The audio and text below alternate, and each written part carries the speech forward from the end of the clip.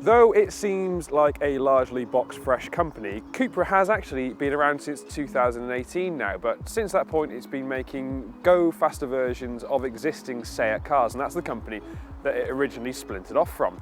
But that's about to change with the Formentor, because this is the first Cupra that the brand has been involved with from the ground up, which means that it's had a hand in the development and creation of this car.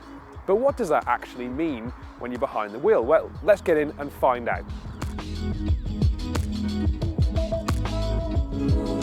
The exterior of the Formentor is pretty different. It's part SUV, part hatchback, but it sure is a car that you notice out on the road. The big Cupra logo takes pride of place in the large front grille, while around the back we've got quad exhaust pipes to give a real indication of the performance on offer. Despite being a relatively high-riding car, it's squat and well proportioned though, and definitely stands out against the current crop of crossovers and performance SUVs. Cupra has been given access to some of the latest technology that the wider Volkswagen Group has to offer, which is why in the Formentor you've got this ultra-wide central screen, and it's similar to the one that you'll find in the latest Volkswagen Golf.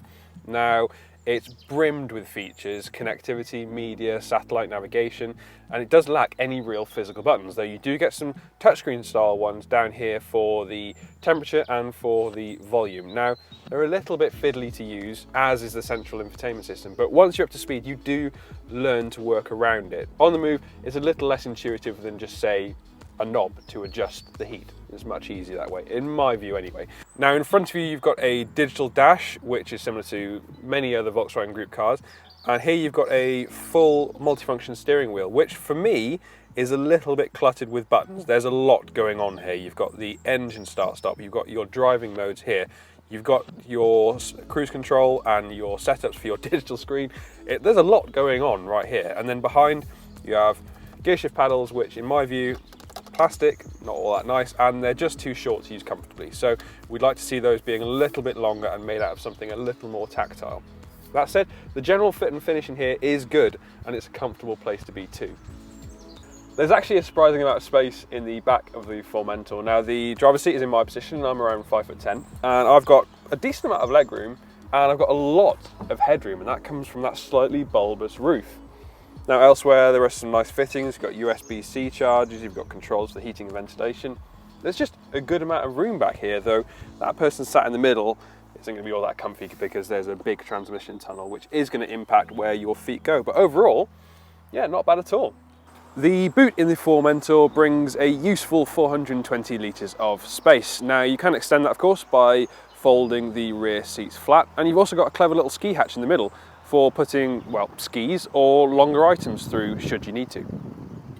It would have been very easy for Cupra to have come in and made the Formentor as stiff and as uncompromising as possible in a quest to create a truly sporting crossover, but it's been a little bit cleverer than that.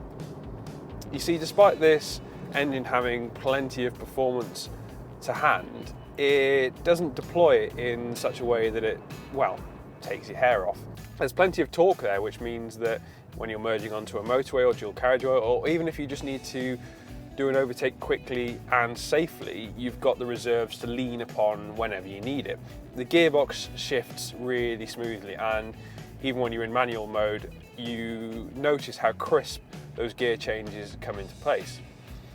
You can change the driving modes via the button on the steering wheel, as we've already mentioned, and if you put it into Cupra, it gives this very piped in noise, which is, well, it's quite entertaining. It's not reflected outside at all, it doesn't make any difference to the exhaust, but inside it sounds a little bit fruitier, if you want to call it that. Whether or not that you think that's cheating is, well, that's down to you. I certainly think it makes it sound a little bit more interesting, but in truth, the clever thing about this car is that it's not shouting on the inside about this kind of performance that it has on offer. The car even rides relatively well. This Formentor sits on 19-inch alloy wheels, and even on these, you find that it manages to deal with broken surfaces quite well indeed. Of course, you get a slight amount of head toss when you're going over lumps and bumps, but realistically, it's not going to make too much of an impact on the cabin or on its occupants either. If you do want to push a little bit harder and try and enjoy the road that you're on, then the Cupra can do that too. This engine, of course, is massively powerful, and it really does generate speed at quite a, well, it's a generous lick. The steering is relatively light and it's not all that communicative, though that's something that we've come to expect from modern cars. Again, changing the driving modes allows you to add some weight to the steering, but it doesn't increase the feel. The visibility in here isn't too bad either. The windscreen is nice and wide and you actually sit up quite high, though one of the best features of this Formentor that I've found is the ability to get the seat really low. Now that's something that I personally quite like because I feel like it gives you a better sense of being in the car rather than over it. You've got nice large wing mirrors too. Out the back, yeah, that rear screen is quite narrow and a little bit post-boxy, but that comes as a result of that tapered roof line and that really sharp rear section, which adds to the Cupra's appeal in terms of aesthetics. So it has really been a bit of a compromise there, with visibility taking a dive in favour of outright looks. The good thing, of course, with the Cupra's powertrain is that you have the added benefit of all-wheel drive, which means that when you're driving in wet or slippery conditions, you have a little extra security there to exploit. How does it feel and how does it translate to a dry road like the one we're on today? Well, it just means that you can lean on the power a little bit more and you can get on the gas a little bit earlier when you're coming out of corners. It's not an aggressive setup, so it's not like in other cars where you can feel it dragging itself out of the bends instantly, but it does mean that you have just some extra traction there to make use of. The Formentor will really give some genuine performance cars quite a run for their money, but the way it translates that into the overall driving experience is in quite a subdued manner. This doesn't shout about its performance despite the quad exhaust pipes at the rear. This is a car which just has performance on offer rather than being all encompassed by it.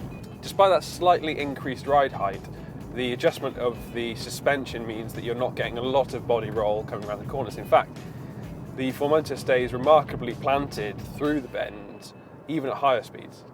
It could be easy to describe the Formentor as just another niche-busting crossover, but to do so would be doing it a disservice. This is a car which manages to blend performance and practicality really well, and it looks cool too. It might be a slightly left field choice, but given the amount that it brings to the table, it's one that really is worth thinking about. But what do you think about the Formentor? Do you think its looks are a little bit too radical, or do you think it manages to bring together a nice bit of performance with practicality in what is a very congested segment? Leave us a comment below and let us know what you think, and while you're there, please remember to subscribe to the Motors.co.uk channel and remember to hit that bell icon so that you get a notification each time that we upload a new video.